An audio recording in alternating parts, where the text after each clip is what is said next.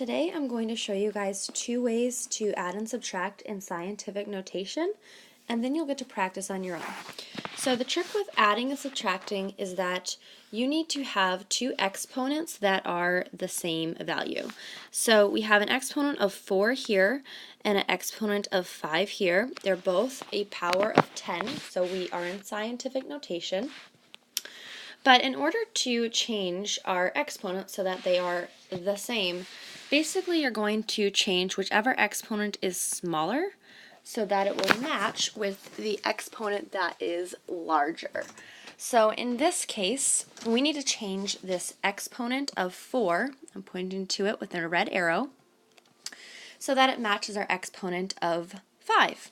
So to do that, we would move our decimal 1 place to the left, so that would become 0.94 times 10 to the 4th power, and because we moved our decimal 1 place to the left, we would add that change to our power of 4.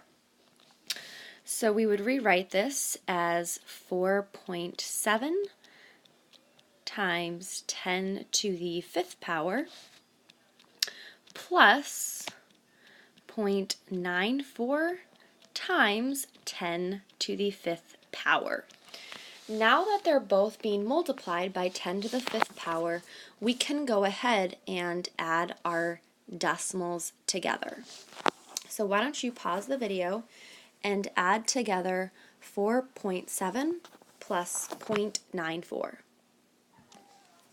If you added those together, you should have gotten 5.64 as your decimal. Now your two powers of 10 are the same, they have the same exponents. So to finish this, we would just multiply 5.64 times 10 to the 5th power, and then we would leave it at that. Okay, method 2 is similar, but it is a little different.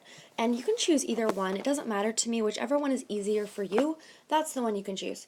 So method 2, you're just going to convert each of these numbers to standard notation, add them together, and then turn them back to scientific notation. So let's start off with 4.7 times 10 to the 5th power. I wrote that below in red, so to change that to standard notation, we would just move our decimal 5 spaces to the right. 1, 2, 3, 4, 5, and then add in your zeros. To convert 9.4 to standard notation, we would move our decimal 4 places to the right, add in our zeros. And now that both numbers are in standard notation, you could add them together.